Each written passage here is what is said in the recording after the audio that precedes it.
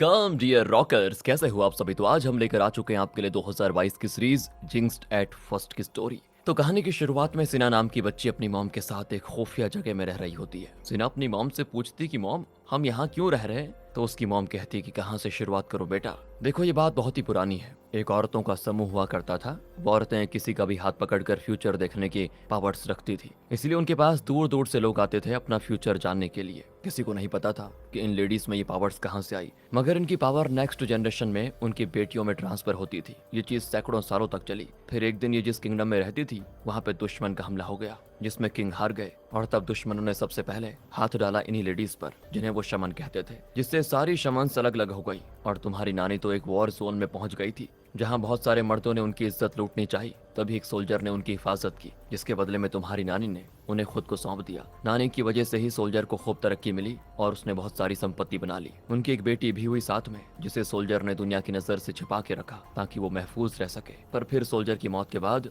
उनकी जगह ली सोल्जर की पहली वाइफ के बेटे ने, जो कि अब हमें यहाँ रखे हुए हैं। और लोग उसे चेयरमैन कहते हैं क्योंकि वो बहुत सारी बड़ी बड़ी बिजनेस के साथ साथ एक बहुत बड़े होटल जिसका नाम जियो है उसका मालिक भी है। चेयरमैन वैसे तो मेरा स्टेप ब्रदर है, मगर मरने से पहले डैड ने उसको मेरे पावर्स के बारे में बता दिया था, इसीलिए वो मुझे अब लकी चार्म की तरह यूज करता है। इसके बाद दोस्तों 20 साल बीत जाते हैं। हम चेयरमैन को देखते हैं जिसकी बिजनेस मीटिंग में कुछ तो सही नहीं हुआ, जिसके बारे में वो सिना की मॉम से बात करना चाहता है। इसलिए वो जाता है अपने होटल के एक खुफिया रूम में। दरअसल उसकी होटल के वॉल पे एक माँ और बेटी की स्टैचू बनी होती है। चेयरमैन उस स्टैचू की आंख में देखता है, जिससे सेंसर एक्टिवेट हो जाता है और सीक्रेट दरवाजा अपने आप खुल जाता है। अंदर उसकी नजर पड़ती है सिना पे, जो कि जवान हो गई है, मगर अभी भी वो बच्चों की तरह ही यहाँ वहाँ कूदते फूदते रहती है। जैसे वो चेयरमैन को देखती है तो छिप जाती है। इसके बाद चेयरमैन सिना की मॉम मिंसू की ओर हाथ बढ़ाता है। वो उसका हाथ पकड़ते ही बता देती है कि बिजनेस में कौन उनको धोखा देने वाला है, जिसके बाद चेयरमैन उस आदमी को काम से ही निकाल देता है। साथ ही वो अपना पीए से कहता है कि सिना बड़ी हो चुकी है, उसके अंदर भी सारी पावर्स धीरे धीरे आ जाएंगी,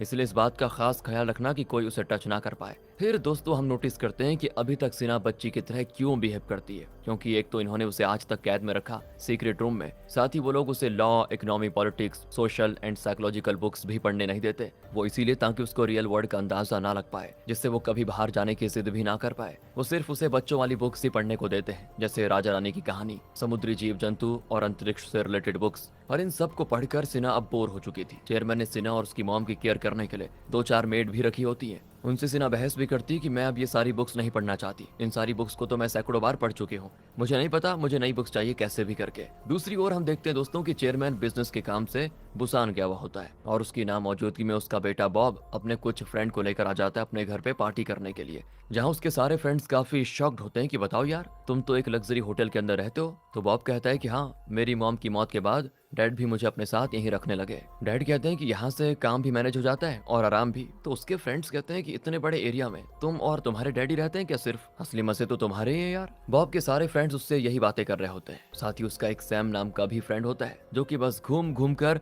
हर एक चीज को बारीकी से नोटिस करता है। इधर सिना की मॉम को केयर टेकर्स इंजेक्शन लगाकर सुला देती हैं और फिर सिना को नींद की गोली चॉकलेट में मिलाकर उसे भी खिला देती हैं, जिससे सिना कहती है कि पता नहीं क्या हो जाता है, जैसे मैं चॉकलेट खाती हूँ नींद आ जाती है मुझे। फिर वो तुरंत ही सो जाती है। फिर केयर टेकर्स वहां से चली जाती हैं और उन्हें नहीं पता दोस्तों कि सिना ने उनको आज उल्लू बना दिया। उसने चॉकलेट खाया ही नहीं, वो मुंह से निकाल कर चॉकलेट को फेंक देती है। इसके बाद तो सिना पूरे घर में ऐसे ही उछलती दौड़ती है और तभी उसे हल्की हल्की गाने की आवाज सुनाई देती है। तो जब वो दरवाजे के पास जाकर कान लगाकर सुनती है तो उसे गाना अच्छे से सुनाई देता है, जो कि आज से पहले उसने कभी सुना नहीं था। उसे ये चीज सुनकर ना मजा भी आ रहा होता है। वो बाहर निकलना चाहती थी, इसीलिए दरवाजे पे जोर जोर से मारती है। दूसरी ओर ये आवाज सिर्फ सैम के कानों तक जाती है। वो भी अनजाने में जाकर उस सीक्रेट दरवाजे के बाहर खड़ा हो जाता है और गौर से उस माँ बेटी की मूर्ति को देखने लगता है। बेटी की मूर्ति पे फिर हाथ भी रख देता है, जिससे धीरे धीरे करके वो दरवाजा खुलने लग जाता है। पतली सी फांट से सिना को सैम का चेहरा दिख जाता है और उसे लगता है कि ये मेरा प्रिंस है, जो मुझे यहाँ से निकालने के लिए आ गया है, क्योंकि उसने यही राजा रानी वाली कहानी पढ़ी थी,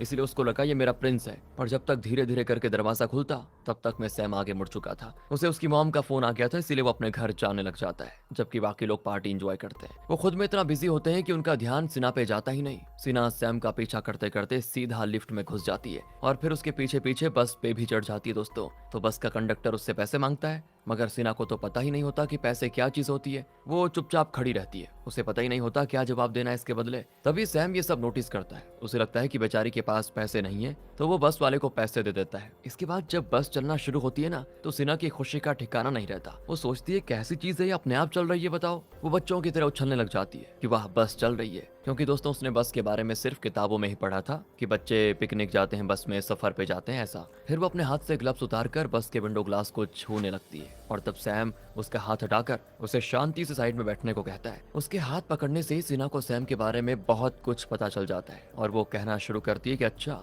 मेरे प्रिंस की लकी फिश शॉप है, मुझे भी फिश खानी है। जिसपे सैम चौंक जाता है कि इसको आखिर मेरे बारे में कैसे पता। वो पूछता है कि तुम होटल से मेरा पीछा कर रही हो क्यों?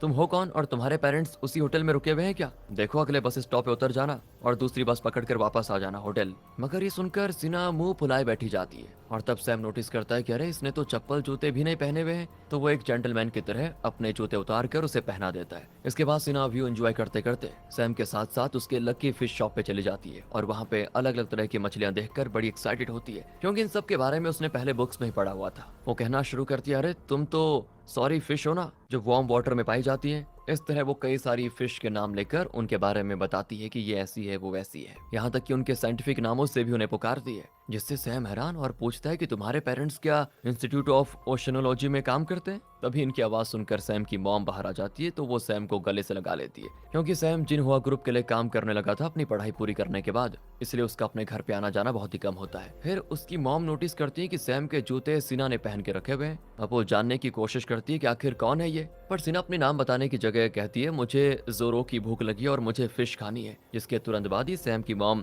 फिश पकाकर उसे सर्व करती है। तीनों साथ में बैठकर खाना खाते हैं। इसी दौरान दोस्तों सैम कहता है कि तुम खाना खा लो, फिर मैं तुम्हें तुम्हारे पेरेंट्स के पास वापस छोड़ आऊंगा, उन्हें तुम्हारी चिंता हो रही होगी। मगर सिन्हा तो घर जाने से मना कर देती है। वो कहती है कि मैं तो अपने प्रिंस के साथ ही रहूंगी। और खाना खिलाने के बाद सैम की मॉम सिन्हा को अपना एक सैंडल गिफ्ट कर देती है, जिसे उन्होंने बस एक दो बार ही पहना हुआ था, वो भी तब जब उसके हस्बैंड जिंदा थे। वो उनके साथ इसको पहनकर अम्यूजमेंट पार्क गई हुई थी। वो ये बातें सिन्हा को जैसे ही बताती है ना, तो वो भी अम्यूजमेंट पार्क जाने की जिद करती है कि मुझे भी जाना है वहाँ पे। तो सैम फिर उसे पार्क के बहाने वापस होटल लेकर जाने लग जाता है। इधर हम देखते हैं दोस्तों कि सिन्हा के मिसिंग होने की खबर उसके केयर टेकर्स को चली जाती है। वो हर जगह उसको ढूंढ रही होती है, पर जब वो उनको नहीं मिलती तो वो कॉल करके चेयरमैन को इन्फॉर्म कर देती है, और वो तुरंत ही फ्लाइट लेकर वापस। तो वो सीधा सिन्हा की मॉम से सवाल करता है कि तुमने उसे कहाँ भगा दिया? वो जवाब देती है कि मैं तो उस वक्त सो रही थी, पर चिंता की कोई बात नहीं है, वो बस यहाँ आने ही वाली होगी। ये जानकर चेयरमैन थोड़ा रिलैक्स हो जाता है। उधर हम देखते हैं दोस्तों कि सिन्हा सैम के साथ पार्क में काफी इंजॉय करती है। इसके बाद वो सिन्हा को लेकर वापस होटल आ जाता है, जहाँ चेयरमैन और उसके आदमी मिलकर